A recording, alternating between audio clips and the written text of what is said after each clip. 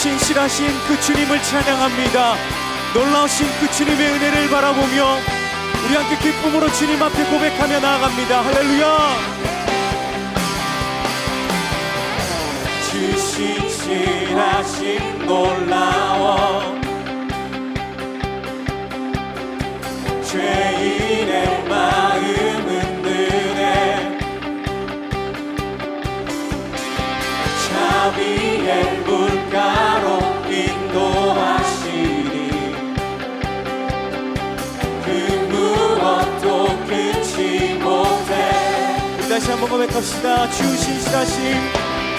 신실하심 놀라워 죄인의 마음은 느네 자비의 물가로 인도하시니 그 무엇도 끊지 못해. 주여 기억하소서 주 백성 자녀들 신실한 주님의 약속 주님의 은혜 내게 넘치네 나를 향한 주 은혜 공의와 사랑 놀라워 약한 자들 없을지네 맨 구원의 노래로 인도하시니 만 백성 함께 찬양해. 주여 기억하소서 주 백성 자녀들 신실한 주님의 약속 주님의 은혜 내게 넘치네 나를 향한 주 은혜 한 번 더 주님의 은혜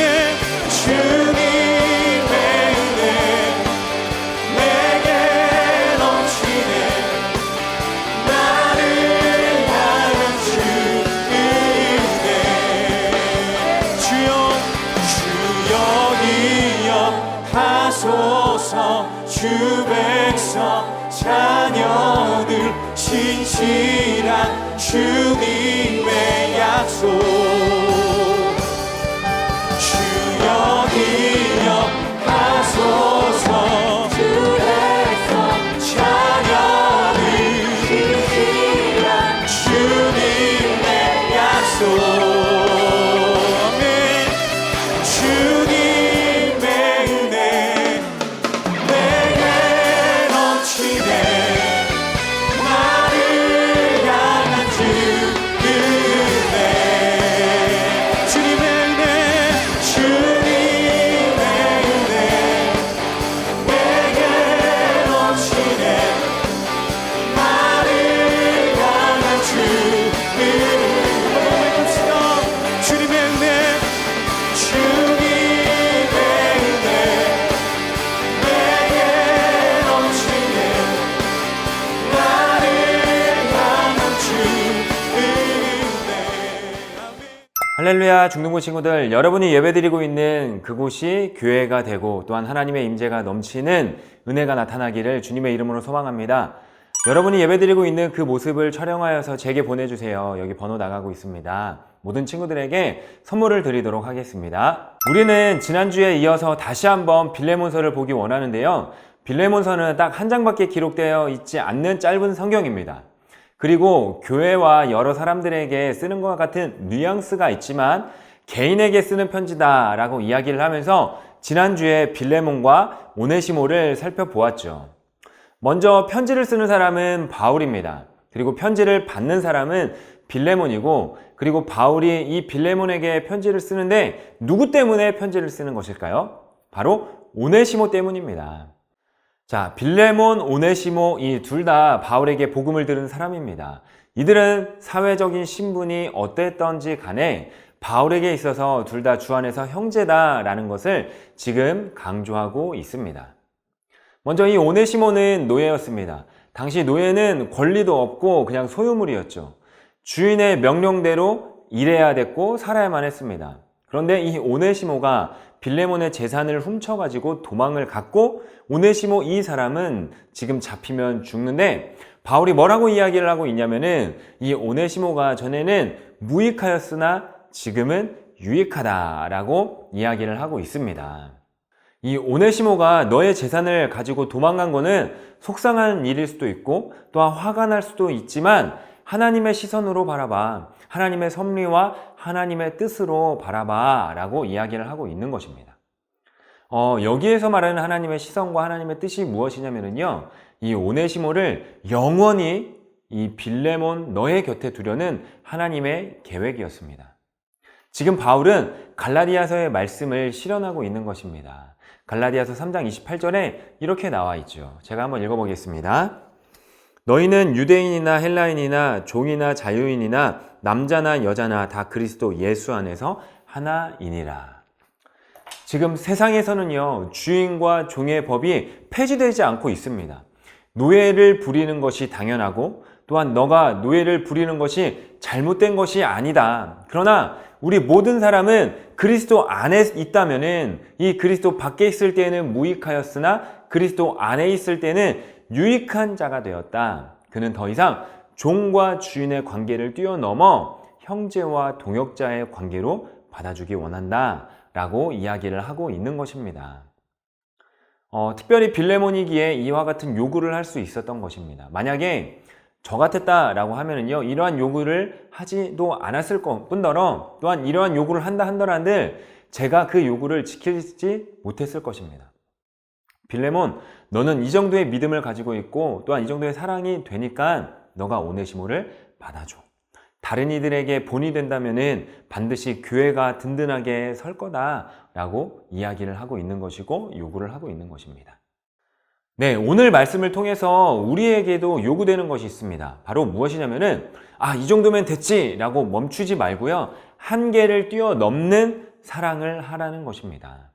이 빌레몬이 오네시모를 종으로 받아주는 것만으로도 정말 그에게는 대단한 일이었을 것입니다. 보통 주인 같았으면은 야, 법대로 해 이렇게 할 것입니다. 또 손해 입은 거 다 계산하고 또 그 금액만큼 일하든지 아니면 돈을 주든지 라고 이야기를 할 것입니다. 그런데 빌레몬에게 요구하는 것은 법대로보다 더 큰 하나님의 법을 요구하면서 우리가 가야 할 길을 보여주고 있는 것입니다. 우리가 세상 속에서 어떻게 살아가야 되는지를 이야기해주고 있는 것이고 보여주고 있는 것입니다. 우리가 서로 보면서 저 인간은 왜 저래? 왜 저런 애랑 내가 학교에 같이 다니고 있는 거지? 저 인간은 왜, 저 사람은 왜 나랑 같은 학원을 다니고 있는 거지? 저 사람만 없으면 나는 정말 괜찮을 것 같은데 짜증나. 이렇게 말할 때가 너무나 많이 있습니다. 이런 마음이 있다면은 오늘 우리에게 요구되는 것이 이게 아니라는 것이죠. 하나님은 우리 모두에게 있어서 서로 함께 일하는 동역자의 마음을 갖기 원한다라는 것입니다. 그래서 서로 수고하고 또한 서로가 서로에게 가장 귀한 하나님의 자녀를 섬기는 모습으로 대하라, 또한 서로 사랑하라 라는 것입니다. 바울은 여기서 끝나는 것이 아니라 내가 끝까지 책임지겠다 라고 이야기를 하고 있습니다. 18절과 19절에 그가 만일 내게 불의를 하였거나 내게 빚진 것이 있으면 그것을 다 내 앞으로 하고, 또한 19절에는 내가 친필로 쓴다, 또 내가 다 갚겠다. 오네시모가 너에게 피해를 입힌 것이 있다면 내가 다 갚을 것이니까 그냥 너는 받아줘 라고 이야기를 하고 있는 것이죠. 바울은요, 말만 하는 사람이 아닙니다. 실제로 책임을 지는 사람입니다. 우리의 문제가 뭐냐면은 책임은 지지 않고 피하려고 하고 자신의 권리와 이익만을 추구한다는 게 우리의 문제이고 우리의 잘못입니다. 그렇기 때문에 질서가 무너지는 것이죠. 그러나 바울은 내가 책임질게, 너가 피해 입은 거 내가 다 갚을게, 그러니까 너는 그냥 받아주기만 하면 된다 라고 이야기를 하고 있는 것이고, 또한 우리에게도 야, 이 한계를 뛰어넘어 보자 라고 도전을 하고 있는 것입니다. 주님이 우리에게 요구하시는 것이 무엇이냐면은 야, 너를 미워하는 자, 야, 너를 박해하는 자, 원수까지도 사랑하면은 이거는 한계를 뛰어넘는 사랑이다. 지금 빌레몬에게 요구되고 있는 것이 바울이 말하고 있는 것이고, 또한 예수님의 요구입니다. 바로 한계를 뛰어넘는 사랑.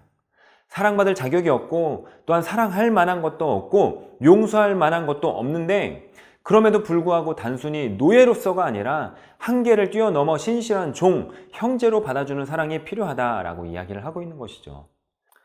만약에 빌레몬이 이 일을 한다면요, 바울이 얼마나 기쁠까요? 또한 예수님의 그 제자가 탄생되는 순간이 아닐까요?